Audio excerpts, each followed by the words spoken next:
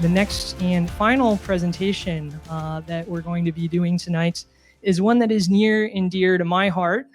So just to set the stage a little bit before Madeline comes up, we back in February started partnering with some folks and working on an app to try and help folks find vaccines. I helped Madeline with this, and there's a whole big team, and she's going to tell you about it. So let's welcome Madeline to the stage to talk about VaccinateMA.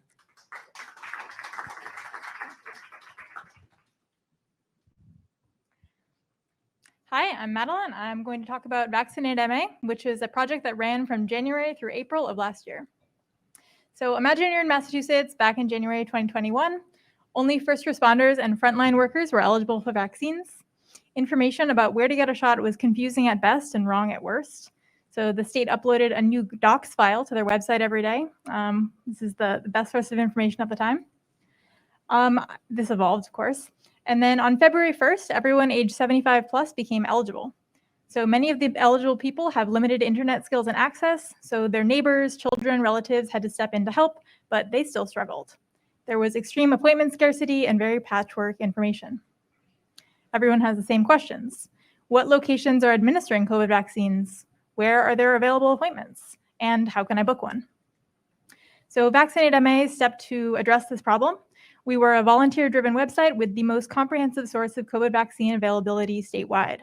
So here's a screenshot of our website, and it was responsive, so you could also view it on mobile and it would look good. So some of the features, we had search by zip code or near my location, and we had availability and waitlist information that was updated at least daily, sometimes more. And when you searched, you could either toggle between a visual map view to see the distribution statewide, or just see what sites were out there, or look at it in a list format. And we also had a resources and tips page because we got information from all different sources and wanted to compile it and make it available. So we learned about different programs that would allow people who are homebound to get vaccinated, give rides to seniors who needed them. So where did the data powering VaccinateMA come from? The availability information came from a task force of 20 daily site checkers. And this was the effort that I led. I coordinated them and also volunteers. And by the end, we were checking over 450 locations, including about 20 that didn't appear elsewhere. So no other website, not even the state one. And we also got additional tips from strangers, volunteers, and even vaccine providers. So we just kind of always had our ear to the ground. If we heard about a new location that was going to open, we had to immediately get on that and start tracking it. So here's a screenshot from the tool that I used to do a lot of this organization called Airtable. You can see that for sites that had more turnover, more appointments, I would assign more volunteers. And it also, for a time, served as our backend, which is kind of maverick. And then here's an email where a vaccine provider reached out directly to us because we kind of, people started hearing about us and said, hi, we're not appearing on websites, but we have vaccines. Please start tracking us. So why did we even need site checkers? Why wasn't a fully technical solution enough? So Massachusetts didn't have a centralized sign-up system. So all of these retail pharmacies each had their own flow for signing up, and you couldn't even find out if they had appointments until you kind of went through the whole registration process. There were also dozens of random one-off systems where the way to sign up was unique to that particular site. So it really wasn't feasible to have scrapers for all of these different systems, although we did have them for some for a time, but it was kind of a cat and mouse game because they would change their flow to avoid bots and things. There was one site that had about 50% of the available appointments called PrepMod. So what was the flow for a site checker? They would check their daily spreadsheet view only of sites, and then go through whatever process was needed to see availability. They would input it into a Google form, which went to a spreadsheet. And we had a script that pulled from that spreadsheet of responses to our Airtable, which was then propagated live pretty much instantaneously to the website. The technical architecture was mostly JavaScript. So it was an application written in Express, React, and Next.js. We had a Postgres database that pulled from Airtable for historical reasons. And then we deployed to AWS Elastic Beanstalk automatically from our GitHub. So continuous deployment. And then we had some great observability thanks to New Relic and then Google Analytics. There's some more details about this in the February Brigade stand-up, or check out our GitHub.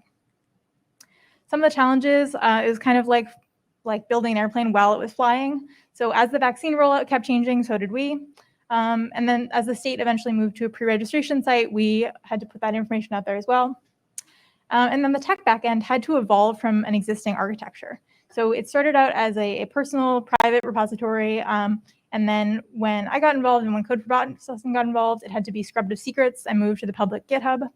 And then for a time, Airtable was actually the backend serving the website. And that got transitioned to Postgres as time went on. So the impact, according to Google Analytics, we had 117 unique users, 540,000 views. We had two big spikes on the days when we moved into new phases of eligibility. So 31,000 views on February 9th and 70,000 views on February 17th. We got press coverage in the Boston Globe, Vice, WCVB, and more. And we directly led to at least 88 appointments, although I think the true number is much higher, and this is just what we got from feedback. So we did also have a free form forum on our website for responses. We got over 440, and people were overwhelmingly thankful for the unified information, things that weren't found elsewhere. And it was really validating to hear that and to pass it along to all the volunteers. So I just really want to emphasize that it takes a village. VaccinateMA was a much bigger team and did a lot more than I can go into right now.